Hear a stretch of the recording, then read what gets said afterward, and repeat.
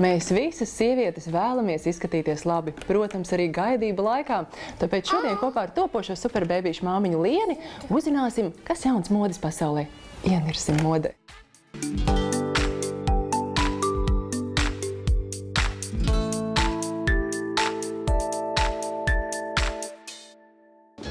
Gaidības ir skaists un neaizmirstams laiks, taču reizē arī pilns pārmaiņām, jo mūsos aug jauna dzīvība, kas izmaina mūsu izskatu. Mums sāk augt puncītis, kuru sākumā iespējams ir vēlme noslēpt, taču ar laiku lepni vēlamies visiem parādīt, ka esam grūtnieces. Tāpēc kopā ar topošo superbēbīšu māmiņu Lieni tikāmies ar stilisti Daci, lai uzzinātu, ko mēs, topošās māmiņas, varam darīt, lai vienmēr izskatītos labi.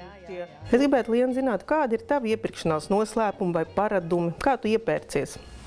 Vislabāk man patīk iepirkties pārtiks veikalos, jo tur es jūtos kā zivs ūdenī, bet ja jau tu esi šeit un ja jau es šeit esmu, skaidrs, ka mēs runāsim par un ap apģērbu, vai ne? Un tas patiesībā man ir tāds liels klupšanas akmens, jo, ja godīgi jāatzīst, man tā iepirkšanās nevisai patīk. Es eju uz veikalu tad, ja es zinu tiešām, ko es gribu un es zinu, kur es to varu atrast, un līdz šim es tā arī darīju.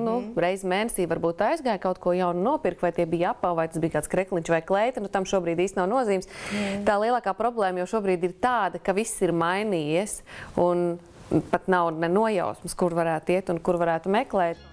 Tā kā mēs dzīvojam laikā, kad visu nepieciešamo ir iespējams atrast arī internetā, viens no veidiem, kā iepirkties neizejot no mājas, ir apsēsties pie datora un ļauties savām vēlmēm. Lai mēs iepirktos gudri, ir jāsaprot, bez kādiem grūtnieču apģērba gabaliem mēs nevarēsim iztikt. Vēlams iegādāties 2 līdz 3 pamatlietas un tās kombinēt ar to, ko varam atrast savā skapī. Tas, ko es gribu pamēģināt ar cilvēku, kurš kaut ko saprot no visām tām lietām, noteikti ir legingi ar kaut ko, jo es zinu, cik tas ļoti skaisti izskatās un cik tas ļoti ir ērti, bet man visu laiku tas biedē, jo es jūtos kaila. Varbūt parādīju, kas tev no šī klāsta patikt un ko tu nevilktu?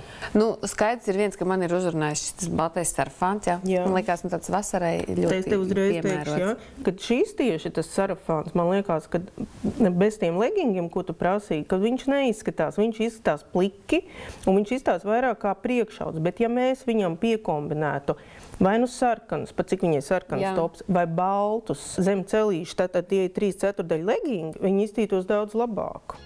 Lai saprastu, kas mums īsti piestāv, kuras ir mūsu īstās krāsas, vēlams apģērbu pielaikot. Gaidību laikā daudzas māmiņas izvēlas valkāt bikses, kas piemērotas grūtniecībai, ar platu un elastīgu jostu. Turklāt mēs bikses varam kombinēt ar dažādiem grūtnieču krekliņiem.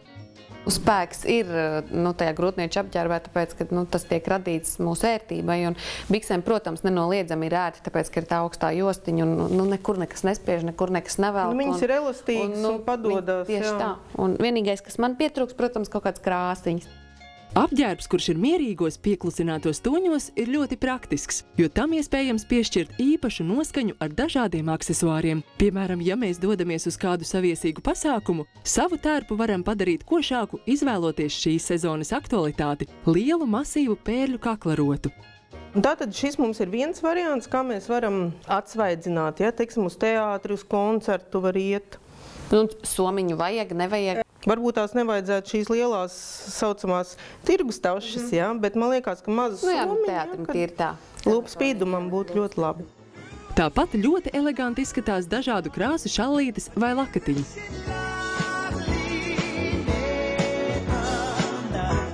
Varam taisni liekt. Mēs viņu varam arī likt uz sānu. Īpaši modē šajā pavasarī un vasarā ir krēles un rotas, kas iezīmē kakla līniju.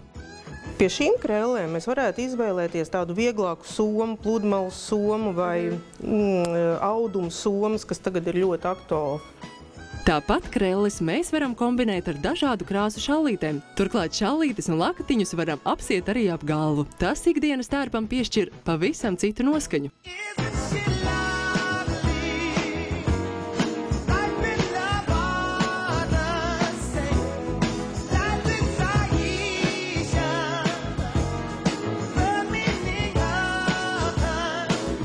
Ja mūsu darbs pieprasa lietišķu ģērbšanās stilu, tad sarafāni bez piedurknēm ir ļoti piemēroti grūtniecības laikam. Kombinējot tos ar krāsainām jaciņām un žaketēm, mēs izskatīsimies ļoti elegantas. Tad ir, protams, ir dažādi veidi svārki. Ir gan, teiksim, vasarai tagad balti svārki. Es domāju, ka viņi te iztītos tikpat labi, cik bikses. Tie arī tādi velvet svārki, kas neburzās, ko var paņemt arī, ja brauc kaut kur līdzi vai ko. Viņiem tāds labs, teiksim, materiāls ļoti pateicīgs. Ir dažādi toņi. Iepērkoties interneta veikalā, jāpievērš uzmanība krāsām, jo bildēs toņi var nedaudz atšķirties no patiesajiem apģērba toņiem un noteikti jāizpēta izmēru skala, lai nenošautu greizi. Taču vienmēr paturam prātā, ka interneta veikalā pasūtītas drēbes mēs varam noteiktā laika periodā atgriezt atpakaļ, ja esam, piemēram, kļūdījušās ar izmēru. Kā tu jūties savā sapņu tērpā, ko tu izvēlējies, teiksim, ko mēs izvēlējamies internetu veikalā? Smaidu, vai ne? Tas jau laikam labi. Man vispār ļoti patīk apģērbs ar kabatām, vai ne? Un ja tu vēl dabūni kaut ko līdzīgu kleitai ar kabatām, man tiešām ļoti patīk. Šī pavasara un vasaras modes tendence noteikti ir pasteļtoņi. Maigi rozā, viegli zaļš, gaiši zils, kas mijoties veido varavīksnes efektu. Tumši jau nevajag. Nē, neko mēs pavasarī lūdzu visas melnos noliekam, visas melnos džemperīšus, melnos bikses. Nevajag mums neko, mēs esam visu ziemu jau staigājuši ar melnu. Tātad mēs atsveidzinām šo, un vēl es tev piedāvāšu izvēlēties, kur krāsu tu gribi, jo piestāvēs abas. Neiet? Mēs varam likt arī abas. Varam likt abas, tad liekam abas.